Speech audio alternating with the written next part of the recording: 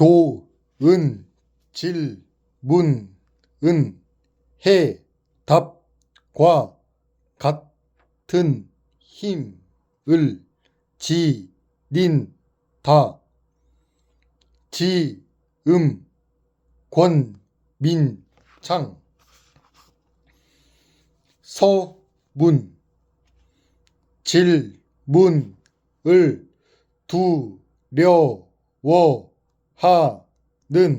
사람들. 2018년 8월 내개 모교 강연에 기회가 주어졌다. 나의 모교에서는 각계에 진출하여 사회 생활을 하는 동문을 초청하여 한 달에 한 번 특강을 하는 프로그램을 기획하였는데 이번 행사에 강연자로 내가 선정되었다.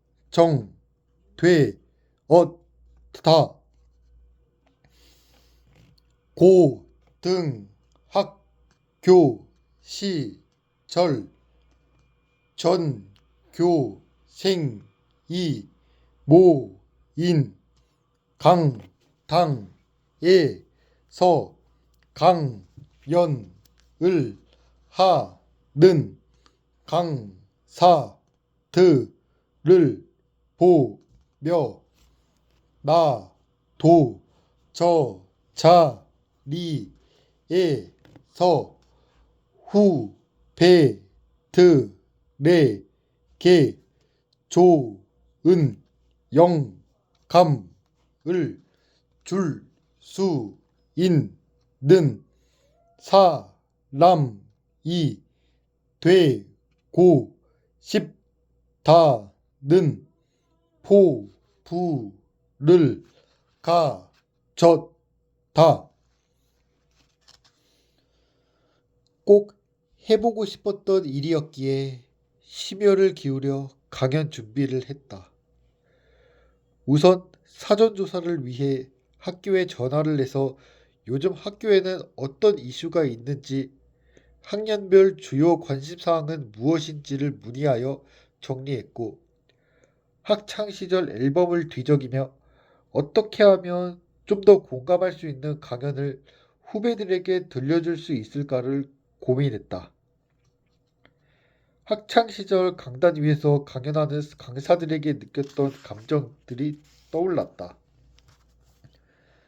특히 지금도 생각나는 인상 깊었던 강연이 있었는데, 강사는 서울대학교 국어국문학과 출신의 선생님이었다. 그는 죽음의 수용소에서라는 책을 소개하며 강연을 하였는데, 결론은 인간은 어떠한 극한 상황에서도 자신의 의지대로 인생을 선택할 자유의지가 있다는 내용의 강연이었다. 그러나 나는 매우 유익한 강연이었다는 생각은 있었지만 의문점이 생겼다. 극한의 상황 속에서 자신의 의지로 자유를 찾은 사람은 극소수였는데, 소수의 행동을 전체의 의지라고 결론을 내리는 것이 맞다는 것인가? 그렇다면 나머지 다수는 극소수를 위한 들러리라는 말인가? 이와 같은 의문이 들어 질문을 하고 싶었지만 전교생이 모인 곳에서 질문 있습니다 하며 손을 들 자신이 없었다. 결국 그렇게 그 의문점이 정리되지 않은 실타래처럼 내 가슴에 남았다. 나의 강연을 듣는 후배들 중에서도 강연 내용 중 10여 년 전 나와 같은 의문점이 있을지 모른다는 생각이 들었다. 그래서 나는 다음과 같은 이야기로 이야기를 시작했다. 어린 시절 어머니와 함께 마트에 가면 나는 먹고 싶은 과자를 이것저것 많이 고르고 싶었지만 어머니는 과자를 하나만 고르게 하였습니다. 꼭 하나만 골라야 했기에 나는 부피가 크고 과자가 많이 들어있을 것 같아 보이는 과자 봉지를 선택했습니다. 포카칩 사진을 띄우며 이 과자는 언뜻 보면 굉장히 커 보이죠? 하지만 JYP의 공기반 소리반이라는 말처럼 이 과자 봉지 안의 내용물은 질소 반, 과자 반이었습니다. 나는 많은 양의 과자가 들어있을 것처럼 보이는 겉모습과 달리 실제로는 내실이 형편없었기에 실망을 했습니다. 그런 경험을 겪은 이후 나는 과자를 고르는데도 생각을 하게 되었습니다. V콘 사진을 띄우며 혹시 이 과자 아시나요? V콘이라는 과자입니다.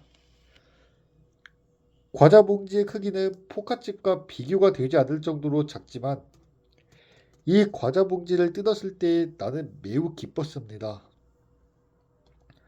과자 봉지 안에는 과자가 가득 담겨 있었기 때문에 내게 큰 만족감을 주었던 기억이 있습니다. 사실 나는 여러분이 지금까지 만났던 강연자들에 비해 경험과 스펙은 부족할지 모릅니다. 하지만 몸집을 포카칩처럼 질소로 불리기보다는 작지만 속이 알찬 V콘 같이 내실이 있는 강연을 하고 싶습니다. 하지만 오늘의 강연을 알차게 내실이 있도록 완성시키는 것은 강사 혼자 힘으로는 부족합니다. 10여 년 전 이 강당에서 지금 여러분처럼 강사의 강연을 들으며 궁금한 점이 있었던 학생이 있었습니다. 하지만 그 학생은 주변의 시선 때문에 강연 내용 중 자신이 느낀 의문점은 끝내 질문하지 못했고 그 의문점은 지금까지도 풀리지 않은 실타래처럼 가슴에 남아 있습니다. 그 학생이 바로 여러분에게 강연을 하기 위해 지금 강단에 올라와 서 있는 강사입니다. 여러분은 그러지 않길 바랍니다. 궁금한 점이 있다면 망설이지 말고 질문해 주세요. 이런 걸 질문해도 될까 하는 것도 모두 질문해 주십시오. 질문은 다수를 일깨워주는 힘이 있습니다. 여러분과 함께 궁금증을 공유하고 각자의 의견을 함께 나누는 분위기를 만들었으면 좋겠습니다. 좋은 강연은 질문을 통해 완성됩니다. 그럼 강연을 시작하도록 하겠습니다. 강연을 시작하며 어떤 질문이라도 받아주겠다는 강사의 말에 후배들은 질문할 내용이 있으면 놓치지 않겠다는 듯이 강연에 집중하는 것 같았다. 강연 중에 내가 질문을 하면 후배들은 적극적으로 대답하려고 했고 지루해하거나 관심을 보이지 않는 학생은 눈에 띄지 않았다. 나는 2시간의 강연 시간을 1시간 40분 정도 강연을 한 후 나머지 시간은 후배들의 질문을 받기로 기획했다. 내 강연을 듣고 많은 질문이 있을 것이라고 생각했지만 아무도 손을 들지 않았다. 많은 질문을 기대했던 나는 내가 좋은 강연을 하지 못했나 보다는 생각이 들었다. 잠시 강단에 선 채로 후배들의 질문을 기다렸지만 손을 들어 질문을 하는 학생이 없다는 것을 확인하고 마무리 말로 다음과 같이 말했다. 개인적으로 질문할 것이 있는 학생은 강연이 끝난 후에도 찾아오면 답변해 주겠습니다. 강연을 마치고 오늘의 강연을 주선해 주신 담당 선생님과 식사 약속이 되어 있었기에 퇴장하지 않고 강단 한쪽의 의자에 앉아 있었다. 하지만 잠시 후에 깜짝 놀랄 일이 벌어졌다. 50명이 넘는 학생들이 질문을 하기 위해 나를 찾아온 것이다. 학생들의 질문에 일일이 답변을 해주느라 늦은 식사를 했다. 나는 식사를 하면서 다음과 같은 생각을 했다. 왜 사람들은 다수 앞에서 질문하기를 두려워하는 걸까? 찾아온 학생들의 질문은 학생 입장이라면 당연히 궁금할 내용들이었고, 어떤 질문을 답변하려면 정말 공부를 열심히 해야겠구나라는 생각이 들 정도로 좋은 질문들도 있었다. 아쉬웠다. 모교의 후배들이 모두 경청하고 있던 강연 시간에 그러한 질문을 함께 공유하고 또한 그 자리에서 답변을 해주었다면 더욱 창의적인 질문이 많이 나왔을 것이라는 생각에 아쉬운 마음이 들었다. 모교에서의 강연 이후 SNS를 통해 후배들의 친구 신청이 쇄도했다. 그들은 저마다 자신의 고민거리를 글로 작성하여 올렸다. 강연 시간에는 여러 사람 앞에서 용기 내지 못해 차마 질문을 하지 못했다며 자신들의 이야기를 진솔하게 털어놓았다. 나는 후배들의 고민에 대하여 선배로서 친절하게 답변해 주었다. 후배들은 자신의 이야기를 진솔하게 들어줄 사람이 없었는데 앞으로도 SNS를 통해 궁금한 것을 질문해도 되느냐며 고마워했다. 또 후배들 중에는 SNS 상에서조차 묻는 것이 부끄러워 친구에게 대신 질문을 해달라고 부탁하는 후배도 있었다고 한다.